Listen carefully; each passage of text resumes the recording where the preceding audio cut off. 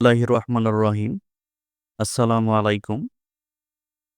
রমজানের এই পবিত্র মাসে আমরা অনেকেই ইফতারে তেলযুক্ত, মশলাযুক্ত ও ভাজাপোড়া খাবার বেশি খাই।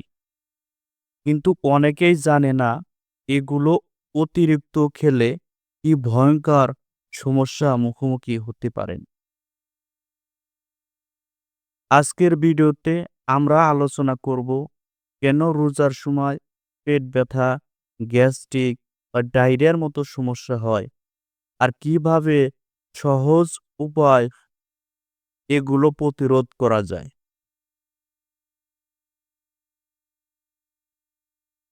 কেন রোজায় গ্যাস্ট্রিক ও পেটের সমস্যা হয়? রোজার দিনে বেলায় না খেয়ে থাকার ফলে পাকস্থলী খালি থাকে এবং ইফতারে বেশি ভাজা পোড়া বা অতিরিক্ত মশলাযুক্ত খাবার ফলে অ্যাসিডিটির মাত্রা বেড়ে যায়। ফলে দেখা দেয় পেট ব্যথা, গ্যাস্ট্রিক, ডায়রিয়া বা পাতলা পায়খানা বা বমি বমি। বিশেষ করে যারা আগে থেকে গ্যাস্ট্রিকের রোগী, তাদের জন্য এগুলো আরো বিপজ্জনক হয়ে উঠতে পারে। সহজ সমাধান ও চিকিৎসা। প্রতিরোধের উপায়: ইফতারি ইফতারের বেশ তেল ও মসলা এড়িয়ে চলুন। অর্থাৎ ইফতারের বেশি তেল বা মসলা এড়িয়ে চলুন। ভাজাপোড়া খাবার কমিয়ে ফলমূল, খেজুর ও পানির পরিমাণ বাড়ান। ইফতারের পরপরেই বেশি পরিমাণ পানি খাবেন না, ধীরে ধীরে খান। সেহরিতে কম মসলা ও হালকা খাবার খান, যেমন ডাল, দই ইত্যাদি। চিকিৎসা: যদি রোগীর গ্যাস্ট্রিক বা পেট ব্যথার অভিযোগ করেন, তাহলে নিম্নোক্ত ওষুধগুলো প্রাথমিকভাবে দিতে পারেন।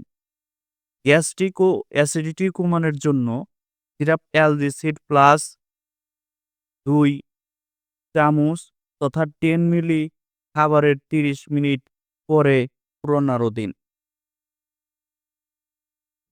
এবং অবশ্যই সকাল বিকাল। এবং ২ নম্বরে দিতে পারেন প্রোটন পাম্প ইনহিবিটর, যেমন ওমিপ্রাজল 20 এমজি বা 20 এমজি বা ইসোমিপ্রাজল 20 এমজি বা 40 এমজি।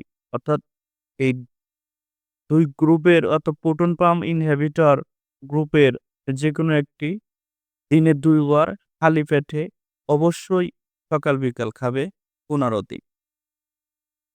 এবং দেখা যায় ডায়রিয়া হলে প্রত্যেকবার পাতলা পায়খানার পরে একটি করে ওটস স্যালাইন খাওয়ার জন্য উপদেশ দিবেন। এবং বেশি সিভিয়ার হলে সেক্ষেত্রে সিপ্রোসিন সকাল বিকাল ৫ দিন, ট্যাবলেট ফিনম্যাট আ 8 হাওয়ারলি অর্থাৎ দিনে ৩ বার। আ এবং যদি পেট ব্যথা থাকে সেক্ষেত্রে অ্যালজিন ট্যাবলেট অ্যালজিন 8 হাওয়ারলি অর্থাৎ দিনে ৩ বার। এবং যদি বমি থাকে বা বমির টেনডেন্সি হয় বা অতিরিক্ত বমি হয়, সেক্ষেত্রে ট্যাবলেট জুফরা 8 এমজি বা বাজারে ইমিস্টেট হেলথ কেয়ারে পাওয়া যায়। দিনে ৩ বার। আ বমি হলে সেক্ষেত্রে খাবার আগে দেওয়াই উত্তম। এবং এক্ষেত্রে লাস্টে যেটা পেট বা গ্যাসের সমস্যার কারণে হলে সেক্ষেত্রে ট্যাবলেট প্যান্টোনিক্স, প্যান্টোপ্লাজল গ্রুপের সকাল বিকাল খাবার ৩০ মিনিট আগে দিবেন। এবং উপরোক্ত মেডিসিনগুলো দিতে হলে অবশ্যই একজন চিকিৎসকের পরামর্শ নিন। তবে রোগী যদি রক্তযুক্ত পায়খানা, প্রচণ্ড ব্যথা, বারবার বমি হয়, তাহলে দ্রুত হাসপাতালে রেফার করুন।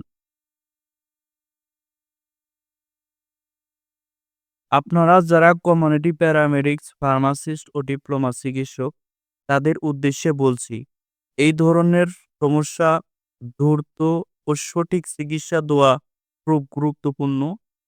রোগীদের অবশ্যই ইফতারি ও সেহরিতে কি খাওয়া উচিত সেটা বোঝাতে হবে।